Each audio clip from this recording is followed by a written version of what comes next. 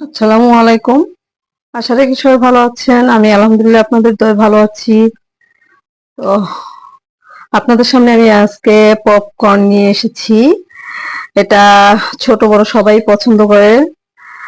আহ, তো আজ আপনাদেরকে দেখাবো যে কিভাবে পপকর্ন তৈরি করতে হয়। তো পপকর্ন আসলে তৈরি করা হয় এই যে ভুট্টা দিয়ে। এই যে দেখেন এই ভুট্টা, এটা আমি বাজার থেকে কেজি হিসেবে কিনেছি। তো এটার সাথে এটা আসলে তৈরি করতে তেমন একটা ঝামেলা হয় না। তো এটার সাথে আমি দিব এই যে লবণ লাগতেছে একটু, আর এই যে সয়াবিন তেল, সয়াবিন তেল লাগবে এই যে এটা। আর আমি স্পেশাল ভাবে যে জিনিসটা ব্যবহার করব, যেটা হয়তো